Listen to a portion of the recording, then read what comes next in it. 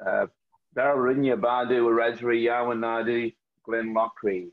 I'm Wiradjuri, which is an Aboriginal tribe embedded by birth, Indigenous of the universe, Australian for the purposes of management control, and Christian because I didn't have any other choice. What we're talking about there is who I am as an Aboriginal person. In the beginning, I said good day in Aboriginal, in my language, that I'm proud to be Wiradjuri and that my name is Glen. It's a particularly Aboriginal way of speaking about ourselves, and we mention and introduce ourselves always from the point of view of who our mob or tribe is.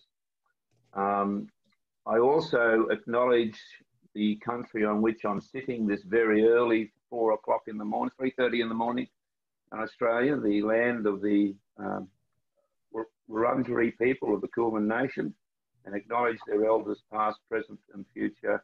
And I acknowledge the elders of all Indigenous nations around the world, where we are all, on whose land we're all sitting at this very time. And now a connection to the ancient and to the depth of the world. Thomas Merton never visited Australia, I don't think, and I suspect that he never met an Aboriginal person. But probably, as a voracious reader, he had undoubtedly read the less than accurate pen portraits of our Indigenous people that were available at the time. Those little photographs or drawings of an Aboriginal man with very little clothes on, one foot on the knee of the other and holding a spear. We know he was interested in other ways of seeing and interacted with many different streams of thought, integrating them into his faith practice and reflecting on his own faith tradition through what he came to know about others. This is insufficient incentive, even though a little distant, I guess, from the academic world. This is sufficient incentive for me to unpack the Aboriginal ways of seeing and allow you to find the connection with Merton's own search for the true self and a genuine engagement with the world in which he lived. I'm careful not to proof text this, because this is an unfolding, and I don't want to do it so just with quotes from Merton's work as if to say, I told you so. As Merton scholars, I accept that you are familiar with Merton's thinking in such a way that you can make the connections for yourself, even if it is only tentatively, as they unfold for you. This concept of unfolding when the time is right is a pedagogy that is normal to all the Aboriginal nations in Australia. We introduce others to what we know and allow them the respect and agency to learn what is necessary and appropriate for them at the time. That is why you'll have 10-year-old healers and others who never get to that capacity. There is no set outcome sought or curriculum followed. It is what it is, and the learner or listener will absorb what they are ready for and capable of understanding and applying. The rest will remain dormant, awaiting the time and the context in which it is required. Aboriginal thinking and ways of seeing, what the Western mind calls spirituality, and what we call aboriginality or indigeneity, are high context ways of seeing. This is a little unlike the way that we view Christianity. And although it is applied in and through different language, it is, in a sense, a low context religion. It is deemed in Christianity that there are universal ideas and thoughts which apply to all, regardless of their context. In a scenario like ours, where there are more than 250 distinct languages spoken by 700 tribes, resulting in multiple dialects for each language, all with their own ways of understanding the liminal spaces, there is no one universal understanding or even divine figure. They are loosely called creator spirits or beings, but are unlike what we understand God, in that they are local to a particular context and a particular people. Here where I am in Melbourne, the creator being is Bunjil, but he doesn't know anything about Tasmania because that's not his space. That's not where he comes from. He is simply here in this particular context. For Aboriginal people, we understand we are born out of the ground under a tree and live our life between the tree of our birth and the tree of our death, always seeking to honour the tradition and knowledge laid down in the ground beneath our feet. In doing so, our vocation is to ensure we return to it only respect and reconciliation, not a life that adds more trauma therein. Our country, or the ground of our being, is for Aboriginal people the sacred text that informs their lives. Country is embedded in our body at birth, so that we do not so much as become Aboriginal, or again, as Western thought suggests, spiritual, at some point in our lives. It comes with the package. By being born out of country, which holds all that there is, that there has been, and that there will be, we carry that always within ourselves. Country or place is about central to how we think about ourselves and our way of seeing. And I would suggest it was to Merton. In the opening sentences to paragraphs to the 7-story mountain, which we've been talking about before, Merton writes, on the last day of January 1915, under the sign of the water-bearer, in a year of a great war, and down in the shadow of some French mountains on the borders of Spain, I came into the world. It could be argued Merton remained a person of European sensibilities and retained his identity as one who thought, acted and engaged in the world from that specific landscape. Place and country reappear again and again as central to his thinking and writing. His life in the monastery and later in the hermitage was imbued with the sentience of being in all things. Nature was alive with the indwelling creator spirit and spoke volumes of wisdom and knowledge to Merton. Although we are people of country, we understand ourselves as indigenous to the universe. Our understanding of the universe is, again, contextualized and local. It is what we can see from horizon to horizon, from the sky above to the dirt below. It doesn't go over the horizon. The sense of connection and belonging with and the sharing of the animating essence of life with all creation is central to our way of seeing. We do not exist in isolation, and our perspective on life is one of connection and pattern, not distance and separation. That's an Aboriginal perspective in art as well. We paint as if we are part of what we're painting, and we don't paint with a Western sense of distance in perspective. Understanding life in such a way gives power to the idea of the custodial ethic of responsibility and reciprocity, another thought central to Merton's writing. No man, woman, person, creature, etc. is an island. We belong to each other and are responsible to and for each other. Consistent thoughts within Merton's writing. The custodial ethic is a key factor of Aboriginal life. I am connected directly to you. I am responsible for you. You have a level of responsibility for me. And that goes not just to individuals and to people and to communities, but to the rocks, the ground, the plants, the birds. I am responsible to the tree to ensure it has the capacity to fulfill its responsibility to me in its own tree way. Again, Merton talks about this in terms of how a tree reflects God in the fullness of being who it is. Merton's writings and thoughts were earthy, and it could be suggested disconnected from academia.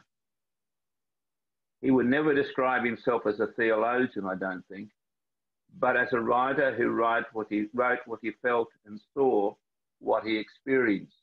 And Daniel talked about that before. He was emotional. His life and his writing often came out of his big brain and not out of his little brain. In Aboriginal thought, small brain refers to our intellect, this bit up here, and the big brain refers to our gut, the seat of our emotional responses. This is the place where we are most deeply connected to our country and to our sacred text and to each other. If you can imagine living in a country as big and as barren and as dry and as dangerous as Australia, we have many hundred ways of killing tourists with biting animals and floods and crocodiles and snakes. To live in this environment, you have to be connected to that which keeps you alive, your gut instinct, your big brain, which keeps you thinking about that earthy part of life. You can't wander off up into here. That will make some rational decisions, but it's based on your big brain reaction. This is where we share the essence of being with all others, the point Viurge that Merton writes about, that central point, that deep abyss in the middle of ourselves. Brother Patrick Hart, in conversation with me at the monastery, painted a visual picture of Merton leaving on a walk into the countryside. He described how Merton would return, robes blowing in the breeze, as he almost ran back to the monastery and to his typewriter, where he would sit and frenetically type out what had occurred to him on the walk. He wrote what he felt and what was alive within him. Only later, filtering it through his small brain, only later, probably filtering it through Naomi and his editors. But it came from his big brain.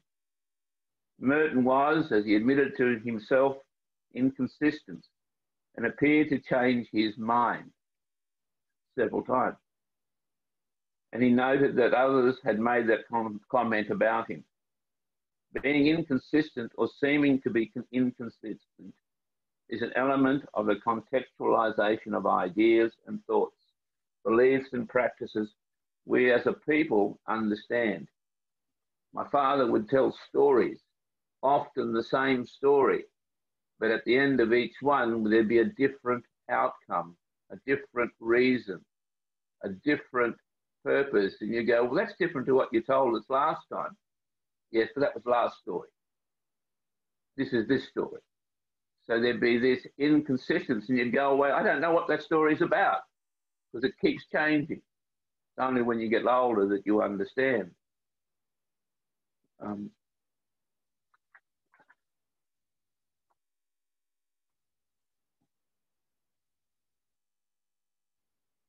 I've just got myself lost. Isn't it terrible? Merton's connection to stories and ideas, words shift and change depending upon where you are, who you are talking to, and your ideas or you wish to convey.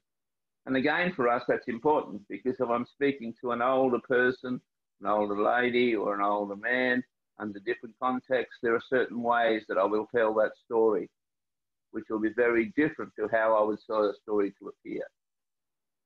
It does not remain set in concrete. It responds to the context. Merton's connection to country fed his capacity to hear within the context, not audibly, but inwardly and outwardly the voice of the Spirit. Walking country allows us to hear what it is saying and what it wants from us. It was a constant mantra of my father's. Walk country and it'll tell you what you need to do and what it wants you need to do for it. Listen carefully. This is a key Aboriginal practice, sometimes described as deep listening, or Dardidi, or in my language, Winangara. It involves little use of words or conversation, but a dependence on hearing what surrounds you in the place. It is not simply an inward focused mindfulness, but a listening to wholeness. The wholeness of carrying country in your body and being in relationship with all your kin on country. Kin here refers to all sentient, animate and non-animate, human and non-human cohabitants of your place. Everything is alive. A practice that informs all life on country. Merton could be described as working from and out of such deep listening. His capacity to encapsulate ideas, experiences and emotions conveyed by all creatures speak to us, even to the black snake in the toilet. As does his capacity to observe the world, its political and systemic issues, and to distill them into pertinent and practical insight. Merton, it seems to me, listened with his whole body and did so in a unique manner. This whole body listening, while seen as a positive, often reflects deep experiences of trauma and an alertness to what is happening in the world deemed threatening. Aboriginal people lived in an environment requiring an alertness to what was happening or about to happen to them. This was based on past experience and stories told by elders. These stories provided a framework for life and induced a sense of awareness necessary to survive often catastrophic events. Merton's early life experiences could be described in terms of childhood-related trauma. His experience of the death of his mother, his constant moving around with his father, as a young child being left in the care of others not related to him or even left on his own, his life at boarding school and the death of his father, and more, all could be seen as engendering an alertness to danger to avoid more trauma. Merton, like many who have suffered in such a way, could be interpreted as listening deeply to protect himself from further trauma. In some ways, this can help us understanding his relationship with his first abbot and with the church hierarchy. What provided him deep insight into the world, self, and his relationship with God was also a means to protect himself. And as we heard from Dan, possibly a reason for many of the things that he did that seemed to go awry. People from trauma do things that sabotage what they already are about. In reflecting on my own engagement with Merton in my life experience, I have come to understand that this experience with trauma is the experience that binds him and I together.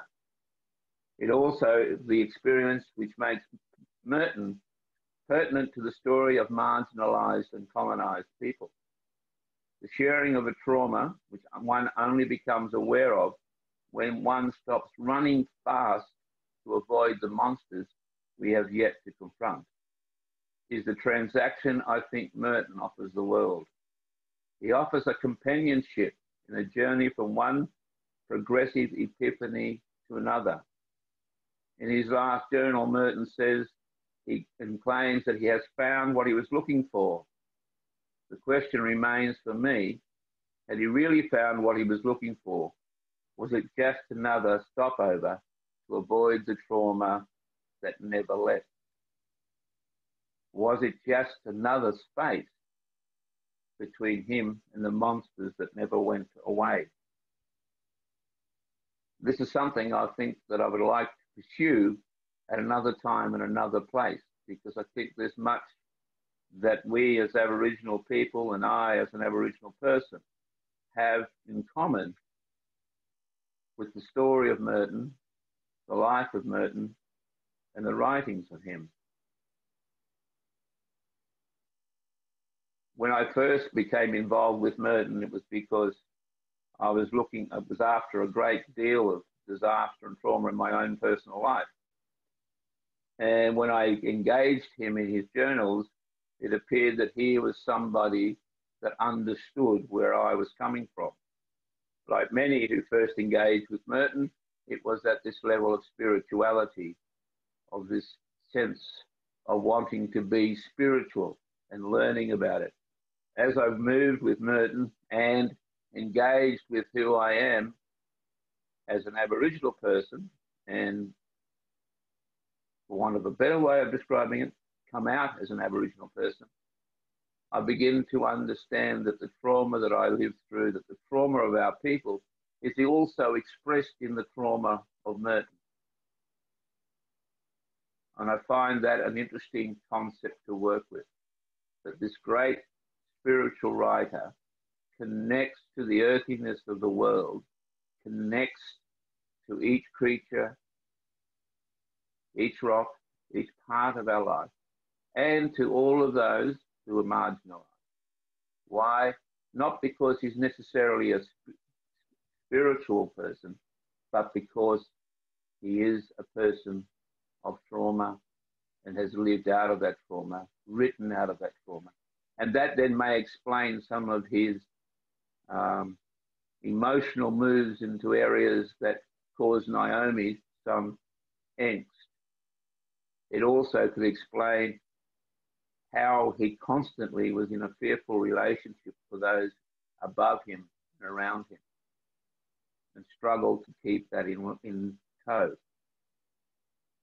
I was careful not to say that Merton, and Daniel has written about Merton and Indigenous people, and it's an excellent paper, and I've used that elsewhere. But I've been careful not to claim him as ours, but simply to say that he sees like us, that he has almost intuitively connected to that deeper sense of country and that deeper sense of context. Aboriginals share with Merton the journey of trauma, and this Aboriginal person recognises in Merton an older brother, sister, mother for my journey. Thank you.